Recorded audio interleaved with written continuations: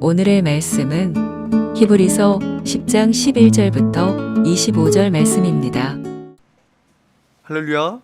오늘 하루도 여러분 삶 가운데 하나님의 은혜와 평강이 함께하길 축복합니다. 오늘 본문은 예수 그리스도의 십자가로 열어놓으신 새로운 생명의 길로 우리를 초대하며 어떤 삶을 살아야 하는지를 고민하고 있습니다. 11절에서 14절, 제사장마다 매일 서서 섬기며 자주 같은 제사를 드리되 이 제사는 언제나 죄를 없게 하지 못하거니와 오직 그리스도는 죄를 위하여 한 영원한 제사를 드리시고 하나님 우편에 앉으사 그 후에 자기 원수들을 자기의 발등상이 되게 하실 때까지 기다리시다니 그가 거룩하게 된 자들을 한 번의 제사로 영원히 온전하게 하셨느니라. 구약의 제사장은 날마다 같은 제사를 드려도 죄를 없이 할 수 없었는데 그리스도께서는 단번에 영원한 제사를 드리심으로 우리를 거룩하고 온전하게 만드셨습니다. 제사가 반복되었다라는 것은 뭘 의미합니까? 제사가 영원한 효력을 갖는 것이 아니라는 것입니다. 즉 제사의 한계와 연약함을 의미하죠. 그저 죄의 결과가 참혹함을 기억나게 하는 도구였을 뿐입니다. 반면에 예수님의 십자가는 완전했기에 우리를 영원히 온전케 하기에 충분합니다. 그래서 14절은 이렇게 말씀하죠. 14절, 그가 거룩하게 된 자들을 한 번의 제사로 영원히 온전하게 하셨느니라. 주님께서 달리신 십자가, 그 십자가 위에서 드려진 한 번의 그 제사가 우리의 죄를 완전히 씻어주셨음을 확신하며 정결한 백성으로 날마다 거룩한 삶을 살아가시기를 축복합니다. 15절에서 18절, 또한 성령이 우리에게 증언하시되 주께서 이르시되 그날 후로는 그들과 맺을 언약이 이것이라 하시고 내 법을 그들의 마음에 두고 그들의 생각에 기록하리라 하신 후에 또 그들의 죄와 그들의 불법을 내가 다시 기억하지 아니하리라 하셨으니 이것들을 사하셨은즉 다시 죄를 위하여 제사 드릴 것이 없느니라.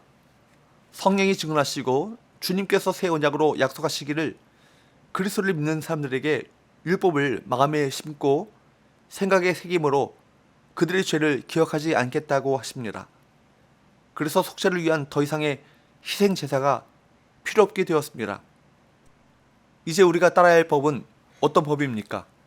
로마서 8장 1절 2절에서 말씀받은 것과 같이 생명의 성령의 법인 것입니다.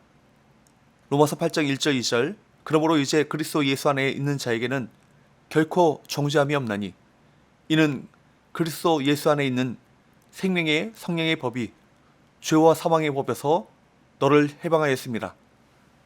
그래서 성령께서는 우리 마음에 심기고 새겨진 말씀을 기억나게 하시고 순종할 힘도 주실 것이고 하나님의 뜻을 따라 인도해 가실 것입니다. 성령의 소욕에 매 순간 순종함으로 우리 매일의 삶이 하나님께서 기뻐하시는 거룩한 산 제물로 드려지기를 바랍니다. 그리스도께서 자신의 몸을 찢고 피를 흘려 하나님께로 나아가는 새로운 살 길을 열어주셨습니다. 이제 우리는 담대히 하나님 앞에 나갈 수 있게 되었습니다. 19절 20절, 그러므로 형제들아 우리가 예수의 피를 힘입어 성소에 들어갈 담력을 얻었나니 그 길은 우리를 위하여 휘장 가운데로 열어놓으신 새로운 살 길이요 휘장은 곧 그의 육신이라. 20절 말씀에 나오는 새로운 이란 말은 구약 시대의 제사에 비해서 새로운 것, 전에는 없었던 것이라는 뜻입니다. 사탄이 정죄하고 참소해도 우리는 더 이상 두려워하지 않습니다.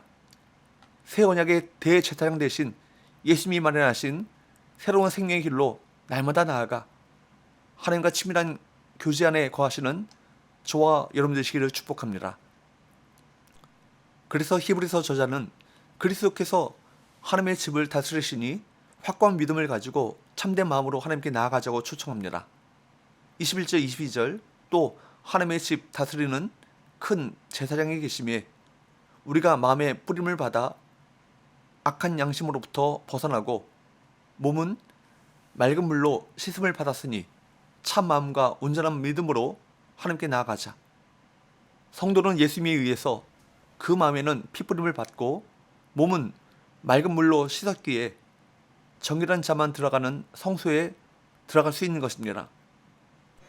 유대인들은 예루살렘 성전을 늘 사모했지만 사실 성전은 하늘에 있는 참 성전의 모형이었을 뿐입니다. 참 성전에 들어가기 위해서는 예수님을 구원자로 믿고 그분과 같이 살아가기로 결단하며 그 뒤를 따라야 할 것입니다. 영적 자긍심을 가지고 이 큰 영광을 더럽히지 않도록 주의하시기 바랍니다. 뿐만 아니라 우리는 믿는 도리의 소망을 굳게 붙잡아야 합니다. 23절 또 약속하신 이는 미쁘시니 우리가 믿는 도리의 소망을 움직이지 말며 굳게 잡고, 여기에 보면 믿는 도리의 소망이라는 말이 나오죠. 이것은 한마디로 우리가 고백하는 소망을 의미합니다. 그리고 움직이지 말고 라는 말은 흔들리지 말고 라는 말입니다. 다시 말해서 우리가 고백하는 소망이 흔들리지 않도록 굳게 붙잡으라는 것입니다. 누가 저와 여러분의 소망을 흔들어 놓습니까? 무엇이 여러분의 믿음과 소망을 흔들어 놓습니까? 악한 마귀가 우리를 흔들죠. 악한 마귀는 우리가 가진 소망을 흔들어서 예수님과 멀어지게 합니다. 때로는 우리가 당하는 온갖 어려움들과 힘든 상황이 우리를 흔들어 놓을 수 있습니다.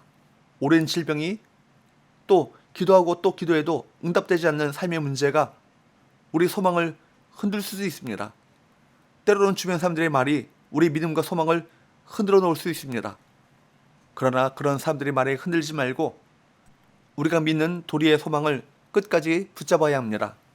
왜냐하면 우리 하나님은 미쁘신 분이시기 때문입니다.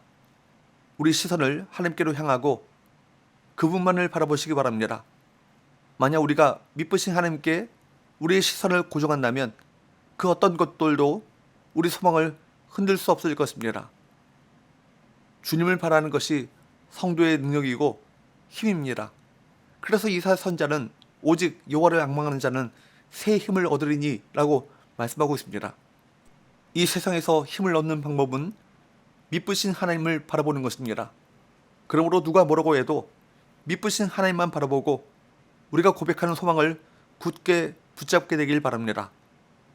또한 그리스도인 공동체는 신실하게 약속을 성취하시는 하나님을 굳게 잡아 흔들리지 말고 그리스도께서 재림하시는 그날까지 서로 사랑과 선행으로 격려하며 모이기에 힘써야 합니다. 23절에서 25절 또 약속하신 이는 미쁘시니 우리가 믿는 도리의 소망을 움직이지 말며 굳게 잡고 서로 돌아보아 사랑과 선행을 격려하며 모이기를 피하는 어떤 사람들의 습관과 같이 하지 말고 오직 권하여 그날이 가까움을 볼수록 더욱 그리하자. 히브리서 독자들 중에는 극심한 박해로 인해서 다시금 유대교로 돌아가려는 이들이 있었습니다. 그래서 서로 돌아보고 사랑으로 행한 일을 서로 격려하는 것, 그것은 고난으로 인해서 좌절하기 쉬운 연약한 지체들에게 정말로 필요한 일이었습니다. 우리는 홀로 있으면 믿음을 지키기가 어렵습니다. 우리의 공동체가 서로가 사랑과 돌봄과 격려로 믿음의 여정을 함께 오롯이 완주할 수 있기를 바랍니다. 새로운 생명의 길에 들어섰음에도 불구하고 오늘날에도 자꾸만 뒤를 돌아보는 이들이 있습니다. 우리에게 주어진 하나님의 집으로 나갈 길을 예수님께서 당신의 육체를 찢어 열어주셨음을 기억하며 온전히 앞만 바라보며 믿음의 공동체 안에서 함께 걸어가기를 간절히 소원합니다. 기도합시다. 하나님 아버지, 우리에게 십자가로 새로운 생명의 길을 열어주심을 감사합니다. 우리가 믿는 도리의 소망을 굳건히 붙잡고 서로 사랑과 선행으로 격려하며 모이게 힘써 나가는 공동체가 되시도록 은혜 베풀어 주옵소서. 예수님의 거룩하신 이름으로 기도하옵나이다. 아멘.